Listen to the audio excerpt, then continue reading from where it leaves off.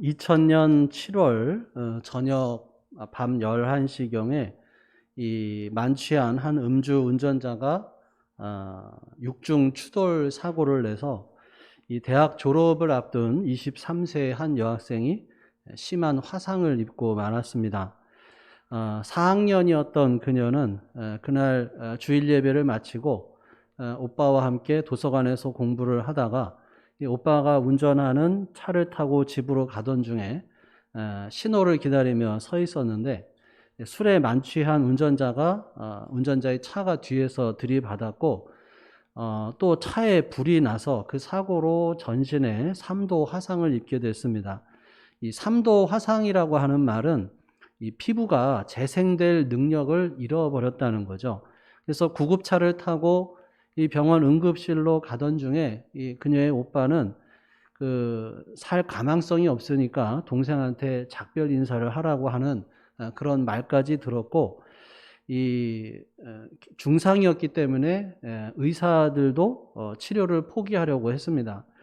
그런데 7개월간의 입원과 또 11차례의 수술을 통해서 생명을 건졌지만 그의 얼굴은 온통 일그러져서 좀 끔찍한 얼굴이 되고 말았죠. 사진을 잠깐 띄워주시면요. 우리가 잘 알고 있는 이지선 씨죠.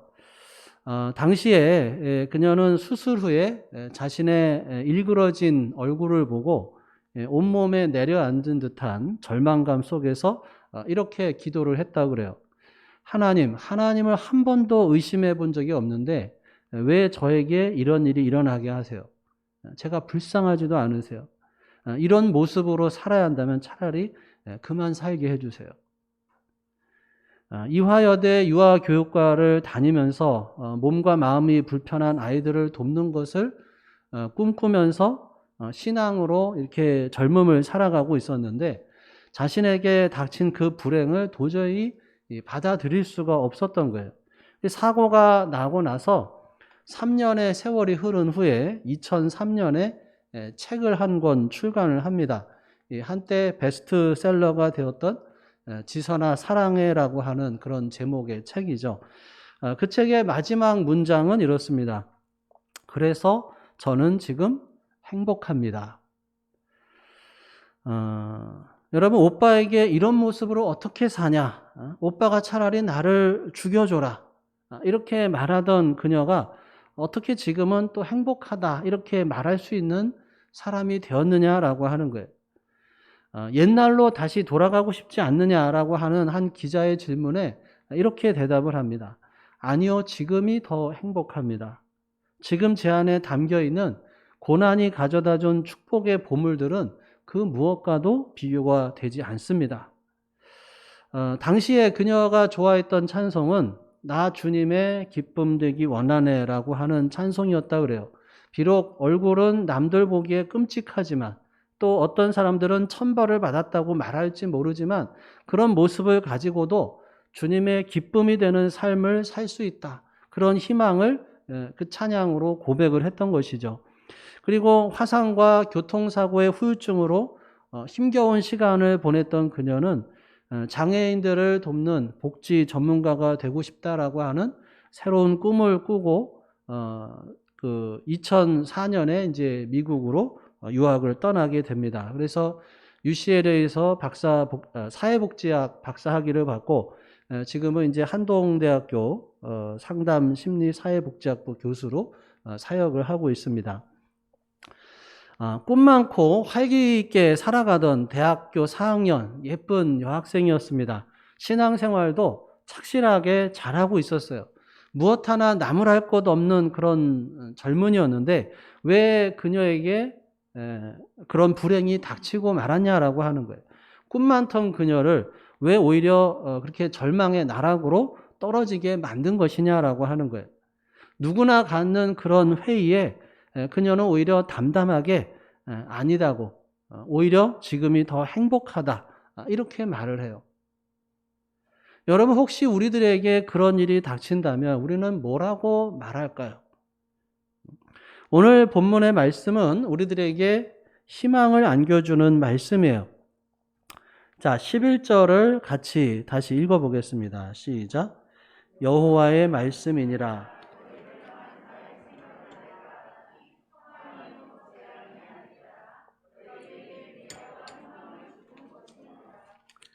자, 이 얼마나 가슴 벅찬 말씀이에요. 그런데 이 말씀을 듣고 있는 이스라엘 백성들은 역사상 가장 참혹한 때, 가장 혼란스러운 시대를 살아가고 있었어요. 이때가 주전 6세기 말입니다. 남유다는 무섭게 세력을 확장하고 있는 바벨론과 또 전통적인 강호인 애굽 사이에 끼어서 이 큰 고난의 시간을 보내야만 했어요.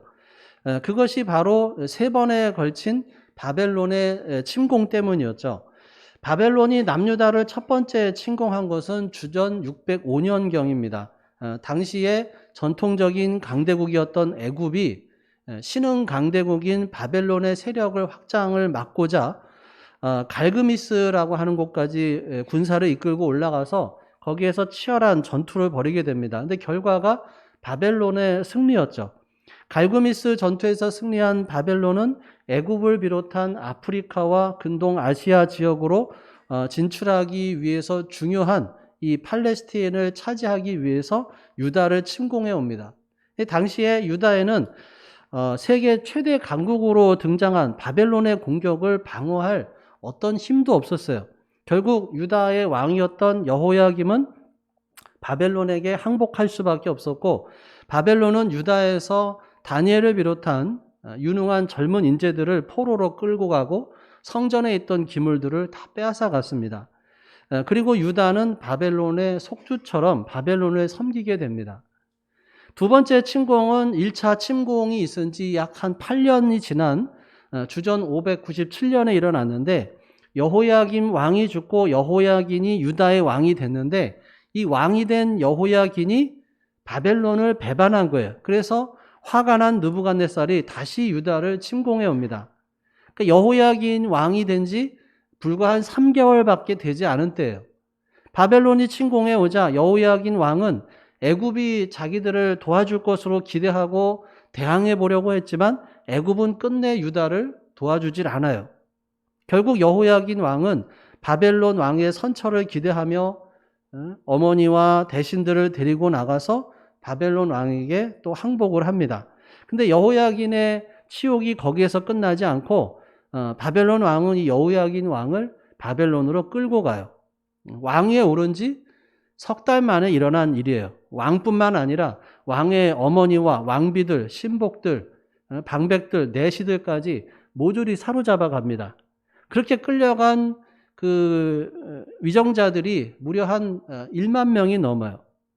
토목공사를 위해서 수많은 기술자들도 포로로 끌려갑니다. 그래서 열왕기하 24장의 기록에 따르면 예루살렘에 있던 모든 귀인들은 다 끌려가고 가난하고 힘없는 사람들만 남게 된 거예요. 왕궁과 성전에 있는 값진 물건들은 다 뺏어갔어요. 참 치욕적인 날이죠. 그리고 세 번째 침공이 있은 후 약 한 10년 후에 또 일어나게 됩니다. 유다가 18개월 동안 버티다가 결국에는 주전 586년에 바벨론에 의해서 완전히 멸망을 하고 말아요. 성전도 다 불타버립니다. 자, 오늘 읽은 이 예레미야 29장의 말씀은 가장 치욕적인 사건이라고 말할 수 있는 바벨론의 두 번째 침공이 있은 직후에 주어진 말씀이에요. 그러니까 1차, 2차 침공으로 바벨론의 포로로 잡혀가서 절망 가운데 있는 사람들에게 주신 말씀이다라고 하는 거예요. 당시에 바벨론의 포로로 잡혀갔던 사람들은 어떤 희망을 갖고 있었을까요? 여러분들이 만약에 포로로 잡혀갔다 그러면 어떤 희망을 갖겠어요? 곧 다시 고향으로 돌아갈 수 있을 거야. 이런 희망을 갖고 있겠죠. 왜냐하면 예루살렘에 있던 선지자들이 그렇게 예언을 했기 때문에 그래요. 오늘 본문 바로 앞에 28장 2절에서 4절까지의 기록에 의하면 2절에서 4절까지의 기록을 보면 선지자 하나냐가 이렇게 예언을 해요. 자, 28장 2절에서 4절까지 같이 읽어보겠습니다. 시작. 만군의 여호와 이스라엘의 하나님이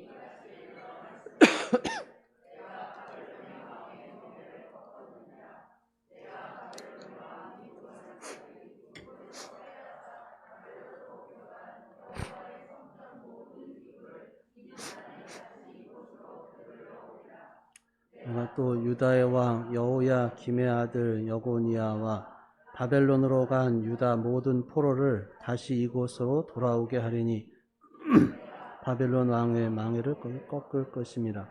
여호와의 말씀이니라 하니라. 자, 여기서는 몇 년이라 그래요? 2년. 앞으로 2년만 고생하면 하나님께서 바벨론 왕을 꺾고 유다 왕과 백성들을 예루살렘에 돌아오게 하실 것이고, 바벨론에 빼앗겼던 모든 성전 기구들도 다 예루살렘 성전으로 돌아오게 된다는 거예요. 바벨론은 망하고 이스라엘은 예전처럼 국권을 회복하게 될 것이다라고 예언을 한 거예요. 정말 그렇게 되면 얼마나 좋을까요? 근데 예레미야는 그렇지 않다고 합니다. 그것은 거짓 예언이라고 그래요. 2년 후에 돌아오리라고 하는 것은 새빨간 거짓말이라고 하는 거예요. 오히려 예레미야는 29장 5절에 보면, 29장 5절 같이 읽겠습니다. 시작. 너희는 집을 짓고 거기에 살며 텃밭을 만들고 그 열매를 먹으라. 자, 너희는 집을 짓고 거기에 살며, 거기가 어디겠어요? 어딜까요? 바벨론이에요. 그러니까 너희는 바벨론에 집을 짓고 거기 살면서 텃밭 만들어서 그 열매 먹으라는 거예요. 또 6절 이하의 내용을 보면 거기에서 결혼해서 아들, 딸 낳고 행복하게 살 궁리를 하라고 선포를 합니다. 그러니까 바벨론이 망할 것이라고 생각하지 말고 너희가 살기 위해서는 너희가 포로로 끌려가 살고 있는 바벨론의 성읍들이 평안하기를 구하고 바벨론을 위해서 오히려 기도해야 한다고 그래요. 자, 예루살렘으로 곧 돌아오게 될 것이다 라고 하는 이 거짓 예언자들의 말을 듣지 말고 그 땅에서 오래오래 살 궁리를 하라는 거예요. 왜냐하면 오늘 본문 10절에서 말씀한 것처럼 그들은 바벨론에서 몇 년을 살아야 돼요? 70년을 살아야 하기 때문에 그렇습니다. 하나님께서 예레미야를 통해서 말씀해 주신 것처럼 바벨론 포로 생활은 70년이 지나야 끝이 날 것이기 때문이에요. 여러분, 70년 동안 포로 생활을 계속해야 된다. 이런 예레미야의 편지를 받은 이스라엘 백성들의 마음이 어떨까요? 우리나라가 35년 동안 일본의 식민지 생활을 하면서 얼마나 고생을 하고 또 수치를 당했어요. 그런데 우리가 당한 것보다 2배가 되는 70년이에요. 그것도 먼 이국 땅에 포로로 잡혀가서 거기서 70년을 지내야 한다는 거예요. 자, 이런 예언의 말씀은 포로로 끌려간 이스라엘 백성들에게 절망의 소리가 되겠죠. 차라리 거짓 선지자들의 말처럼 곧 돌아가게 될 거야. 2년만 참아, 조금만 참아.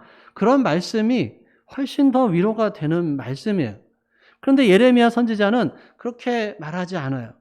70년이 지나야 다시 고국으로 돌아갈 수 있다고 말합니다.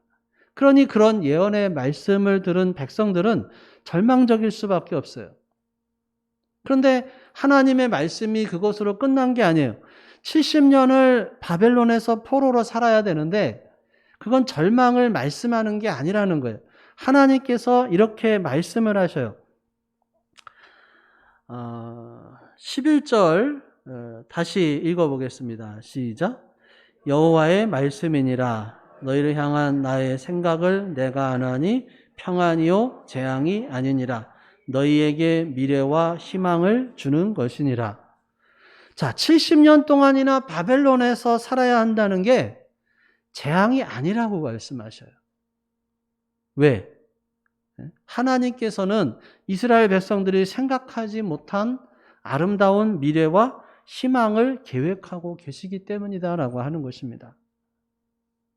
그렇습니다. 때로는 우리가 만난 상황으로 인해서 절망하고 낙심할 수 있어요. 그리고 우리 앞에 때로는 그 어떤 희망도 보이지 않는 것처럼 암담할 수 있습니다. 더군다나 하나님께서 우리가 기대하는 것처럼 우리들의 삶의 문제를 빨리 해결해 주실 어떤 기미가 보이지 않을 수도 있어요. 때로는 하나님께서 나를 위해서 아무것도 하지 않으시는 것처럼 막막해 보일 수도 있습니다. 어디를 봐도 희망이 보이지 않는 것처럼 느껴질 수 있어요.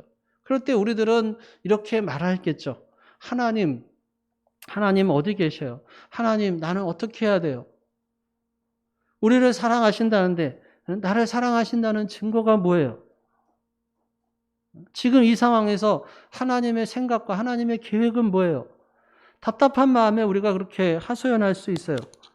근데 우리가 불평이나 아우성 대신 조용히 하나님의 음성에 귀를 기울인다면 우리를 향한 하나님의 생각, 우리를 향한 하나님의 계획을 말씀해 주시는 그 음성을 들을 수 있다라고 하는 거예요.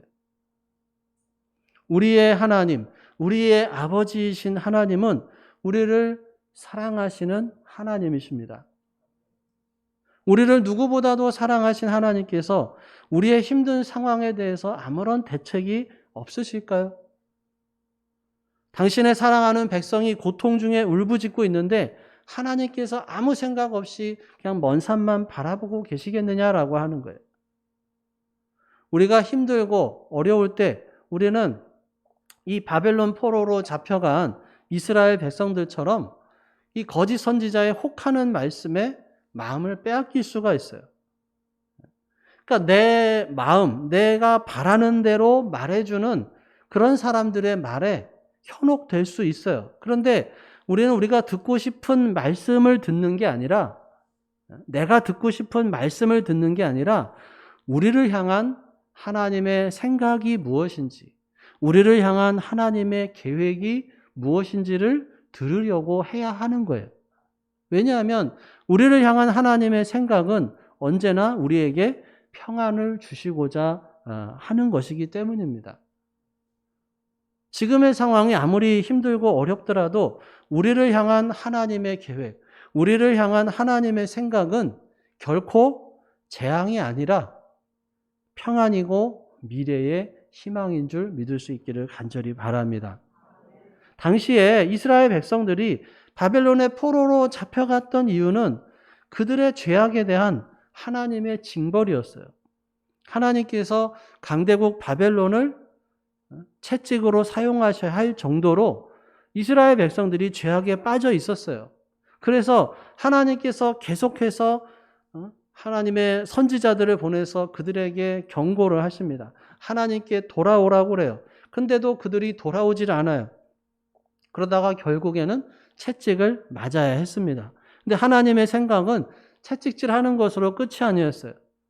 하나님의 계획은 이스라엘 백성들이 바벨론의 포로로 잡혀가서 거기에서 끝장내는 것이 아니라 그들을 향한 하나님의 분명한 계획이 있었다라고 하는 것입니다. 근데 중요한 건 우리를 향한 하나님의 그 계획과 하나님의 생각을 우리가 쉽게 깨닫지를 못한다는 거죠. 그래서 우리는 우리를 향한 하나님의 선한 계획이 있음을 알면서도 자주 낙심하고 불평해요. 하나님께서 우리를 내버리지 않으실 것은 알겠는데, 그럼 도대체 언제까지 이런 고통과 아픔을 겪고 있어야 하는지를 알지 못하기 때문에 그래요. 오늘 본문은 우리들에게 우리를 향한 하나님의 생각이 재앙이 아니라 뭐라 그래요? 평안이요, 희망이다라고 말씀하고 있어요. 근데 그 하나님의 생각이 재앙이 아니라 평안이고 희망을 주는 것이다. 이거를 깨닫기 위해서는 해야 할 일이 두 가지가 있다라고 그래요. 그 첫 번째가 하나님께 부르짖어 기도하라는 거예요. 12절 같이 읽겠습니다. 시작. 너희가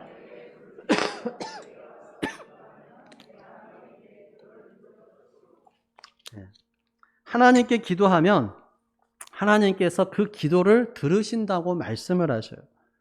우리의 잘못을 회개하는 기도를 해야 하고 우리를 향한 하나님의 계획이 무엇인지 깨닫게 해달라고 기도해야 해요. 우리의 마음, 우리의 생각이 세상의 것들로 너무 많이 오염되어 있어요. 그래서 하나님의 음성이 들리지가 않고 하나님의 마음을 깨닫지를 못합니다. 그냥 내가 듣고 싶은 것만 자꾸 듣고 싶어요. 그런데 그런 오염된 우리들의 마음을 내려놓고 회개의 기도로 씻어내고 온전하게 하나님의 음성에 귀를 기울인다면 우리를 향한 하나님의 생각을 깨닫는 순간이 반드시 우리들에게 있을 줄로 믿습니다. 또 하나 우리가 해야 할 것은 전심으로 주님을 찾는 거죠. 13절 같이 읽겠습니다. 시작. 너희가 온 마음으로 나를 구하면 나를 찾을 것이요 나를 만나리라. 우리는 간절한 마음으로 하나님을 찾아야 합니다. 우리의 희망이 하나님께 있음을 알고 하나님을 찾아야 돼요. 하나님을 만나야 문제가 해결이 되는 것을 알고 하나님 만나기 위해서 힘써야 합니다. 우리가 잘 아는 것처럼 야곱이 하란에서 20년 동안 고생해서 대가족을 이루고 큰 부자가 돼서 고향으로 돌아오죠. 그런데 고향에 도착하기 전에 형 에서가 군사 400명 이끌고 자기를 맞으려고 온다고 하는 소식을 듣고는 덜컥 겁이 나요. 20년 전에 자기를 죽이겠다고 하던 그 형이 복수할까 봐 두려웠던 거예요. 그때 야곱이 할 수 있는 게 아무것도 없어요. 이런저런 대책을 마련해 보지만 그것으로 대책이 되지가 않아요. 결국 어떻게 해요? 야곱은 하나님을 만나는 것밖에는 방법이 없다라고 하는 것을 알고 재산과 가족들 다 야복강 건너게 하고 홀로 하나님께 기도합니다. 밤새도록 천사하고 기도하며 하나님을 만나고 하나님께로부터 이스라엘이라고 하는 새로운 이름을 얻게 돼요. 하나님을 만난 후 야곱의 모든 문제가 해결이 됩니다. 다음 날 형 에서를 만났을 때 두려움이 없었고 형의 얼굴을 하나님의 얼굴을 뵙는 것처럼 감격스럽게 형을 만날 수가 있었어요. 해답은 하나님께 있었다라고 하는 것입니다. 하나님이 우리들의 삶의 해답이 됩니다. 그래서 하나님을 만나면 문제가 해결이 돼요. 아니, 문제가 더 이상 문제가 되지가 않는 거예요. 그래서 불안했던 우리들의 마음에 평안이 깃들게 되고 두려움이 가득했던 우리들의 마음에 은혜가 넘쳐나게 되는 것입니다. 사랑하는 여러분, 지금 우리들의 삶에 어떤 문제가 있습니까? 어떤 것이 우리들의 마음을 답답하게 합니까? 내 힘으로 풀 수 없는 그런 문제로 인해서 어려움 가운데 있습니까? 그렇다면 또 그 문제를 해결할 수 있는 방법이 뭘까요? 해결책은 우리에게 있는 것이 아니에요.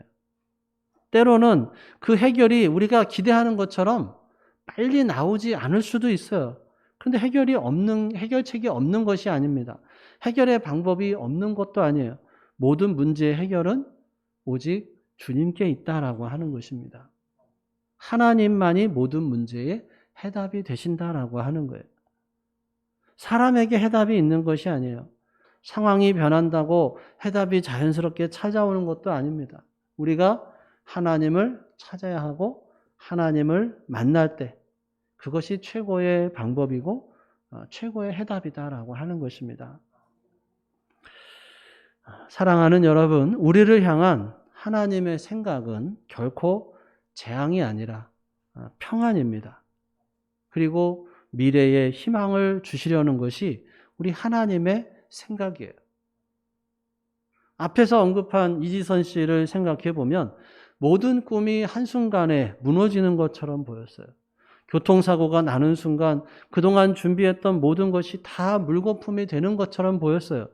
그런데 그녀는 하나님을 붙들었고 하나님을 만났고 끔찍한 사고를 당한 이후의 상황이 많이 달라지지 않았습니다. 그런데 그녀 자신이 달라졌어요. 사람들은 자신을 바라보면서 절망이라고 말했지만 그녀는 하나님 안에서 절망이 아니라 감사고 행복이라고 고백을 합니다. 그것이 믿음이고 그게 우리를 향한 하나님의 생각을 받아들인 결과다라고 하는 것입니다. 사랑하는 여러분, 아무리 힘들어도 아무리 답답해도 낙심의 자리에 머무르지 않기를 바랍니다. 하나님께 기도하고 하나님을 찾아 만남으로 우리를 향한 하나님의 생각을 깨달을 수 있기를 바라고, 우리의 생각과는 너무나도 다른 크고 신비로운 하나님의 생각을 깨닫고 하나님께 우리들의 삶을 온전히 맡길 때 하나님께서 최선의 길로 우리들을 이끌어 주실 줄로 믿습니다. 기도하겠습니다. 오늘 주신 말씀 생각하며 우리 함께 기도합니다. 나에게 주신 말씀은 무엇인지, 또 내가 붙잡아야 할 말씀이 무엇인지, 또 내가 삶 속에서 적용해야 할 말씀은 무엇인지 다시 한번 우리 마음속에서 말씀하시는 하나님의 음성에 귀를 기울여 보겠습니다.